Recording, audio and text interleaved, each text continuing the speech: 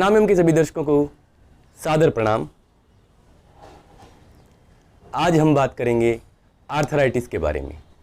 Arthritis हड्डियों के जोड़ों में होने वाली एक सूजन है और आजकल होने वाली बीमारियों में सबसे कॉमन भी है। हड्डियों के छोर पर कार्ट्रेज लाइनिंग होती है जो कि लिगामेंट से बंधी हुई होती है।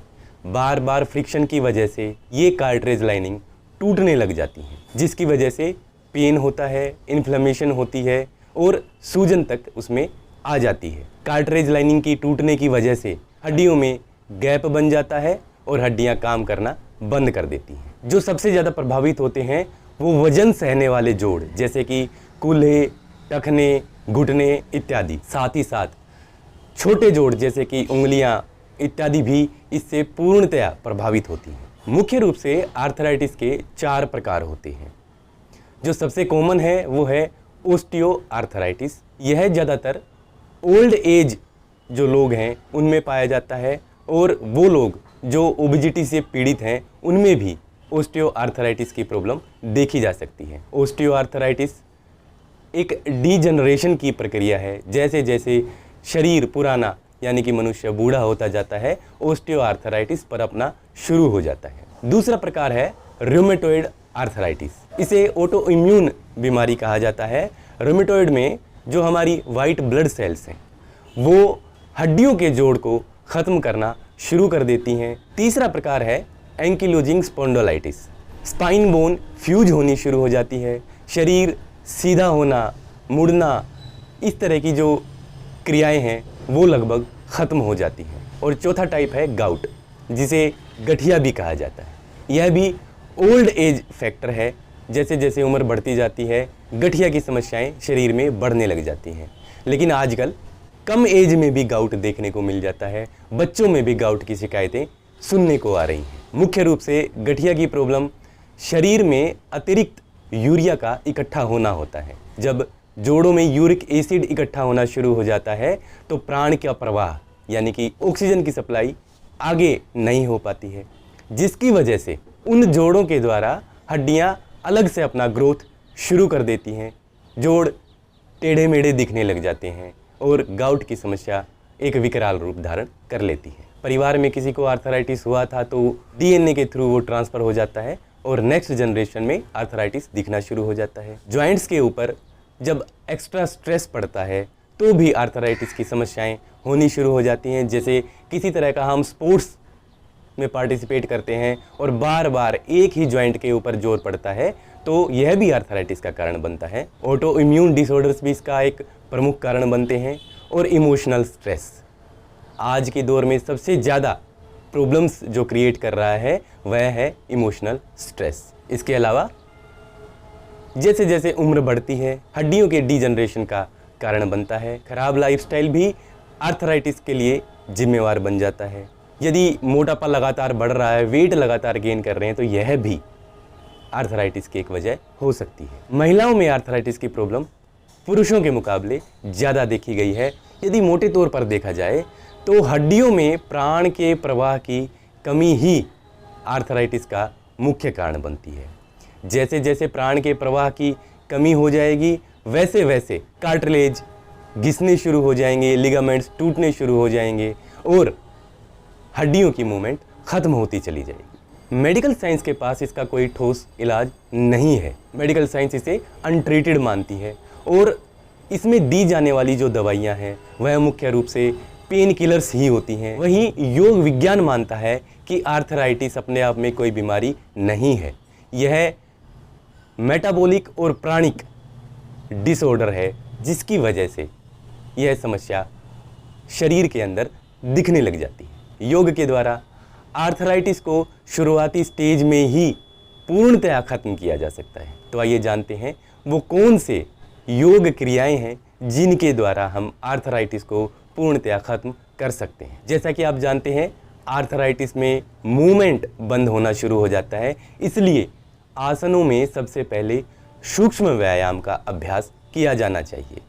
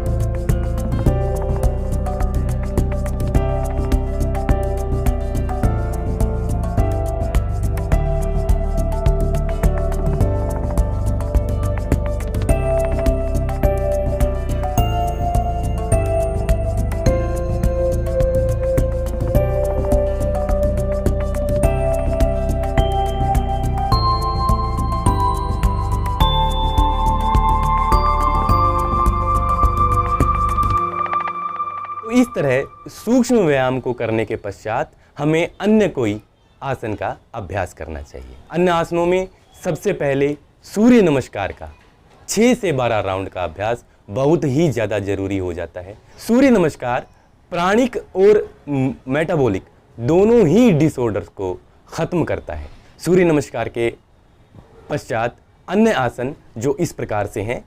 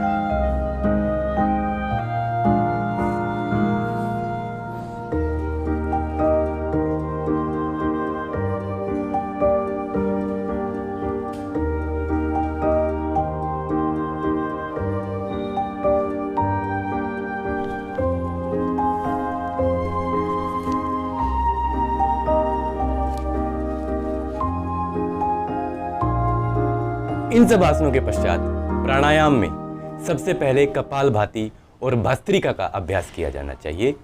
कपालभाति और भस्त्रिका को अल्टरनेट डेज पे किया जाना चाहिए। इसके अलावा नाड़ी शोधन का अभ्यास बहुत ही ज़्यादा महत्वपूर्ण हो जाता है। हर रोज़ नाड़ी शोधन का अभ्यास कम से कम 25 से 30 चक्र अवश्य ही किए जाने चाहिए। साथ ही साथ भ्रामरी का अभ्यास करने से इमोशनल स्ट्रेस और मेंटल स्ट्रेस में कमी आती है, इसलिए भ्रामरी का अभ्यास भी अवश्य ही किया जाना चाहिए। इन सब प्राणायाम की विधि मैं डिस्क्रिप्शन में डाल दूंगा, वहां से आप मेरी वीडियोस देख सकते हैं। आर्थराइटिस से जो लोग पीड़ित हैं उन्हें डाइट का विशेष ध्यान रखना चाहिए। मोटा अनाज, चोकर समेत इसका ही सेवन करना चाहिए। साथ ही साथ उबली हुई सब्जियां, उबली हुई दालें, सीजनल फ्रूट्स इत्यादि का भी सेवन अवश्य ही करना चाहिए। नमक और चीनी का त्याग कर देना चाहिए। यदि नमक आपको खाना ही है तो नॉर्मल नमक की जगह सेंधा नमक का इस्तेमाल कर सकते हैं और मीठे में चीनी की जगह आप शहद का इस्तेमाल कर सकते हैं। इसके अलावा केला, चावल, उड़द की दाल, प्याज, एनिमल प्रोडक्ट्स, मांस इत्यादि, डेयरी प्रोडक्ट्स, दूध, दही इत्यादि, processed food, junk food, synthetic food, मैदा इत्यादि, इन सब का त्याग कर देना चाहिए, तभी आपके आर्थराइटिस में सुधार आएगा। सुबह का खाना 10 से 12 के बीच में खा लें और शाम का खाना 5 से 7 के बीच में खा लें। इन 2 मील्स के बीच में किसी भी तरह का खाना आप ना खाएं और पेट को खाली रखने की कोशिश करें। इससे मोटापे के ऊपर कंट्रोल होगा और शरीर में प्राण का प्रवाह प्रॉपर तरीके से हो पाएगा। जब ज़्यादा पेन की स्थिति होती है तो हॉट बाथ, गर्म पानी में बैठकर उसकी सिकाई लेनी चाहिए और उसके बाद तिल के तेल से पूरे शरीर में मालिश करनी चाहिए। पेन में और इन्फ्लेमेशन में रिलीफ मिलेगा। ऐसी कंडीशंस में धैर्य और सकारात्मकता ही हमें विजय दिला सकती है।